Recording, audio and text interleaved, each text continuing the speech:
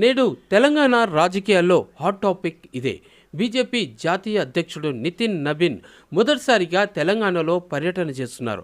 ఇక మహబూబ్ నగర్లోని భారీ ర్యాలీతో మున్సిపల్ ఎలక్షన్ల క్యాంపెయిన్కై లాంచ్ కూడా చేయబోతున్నారు.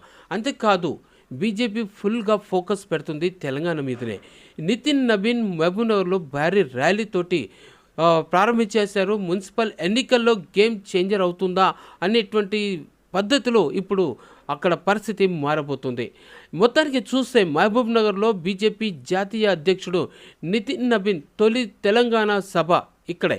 ఇక మున్సిపల్ పోల్స్ ఫిబ్రవరి 11న అధికారికంగా ప్రచార దండయాత్ర స్టార్ట్ కాబోతుంది. ఇక బూత్ స్థాయి కార్యకర్తలతో కలిసి మీటింగ్ నిర్వహించడం, ఆ తర్వాత పబ్లిక్ ర్యాలీ చేయడం అనేది అర్బన్ బెల్ట్స్లో బలంగా పెంచుకోవడం కోసమే బీజేపీ తనదంటూ ప్రత్యేక స్ట్రాటజీ తోటి ముందుకెళ్తుంది. ఇక కాంగ్రెస్ మాత్రం ఆత్మవిశ్వాసంగా బీజేపీ పవన్ ప్రచారం ఏమాత్రం ఎఫెక్ట్ ఉండదు, మున్సిపల్లో క్లీన్ స్వీప్ మనదే అని అంటోంది కాంగ్రెస్. సో మొత్తానికి చూస్తే ఈ మున్సిపల్ ఎలక్షన్లో కాంగ్రెస్ వేవ్ కొనసాగుతుందా లేక బీజేపీ సర్ప్రైజ్ ఇస్తుందా? మీ ఒపీనియన్ ఏంటో కామెంట్ చేయండి. రోజు ఇలాంటి పొలిటికల్ షార్ట్స్ కోసం మా ఛానల్ని సబ్స్క్రైబ్ చేసుకోండి.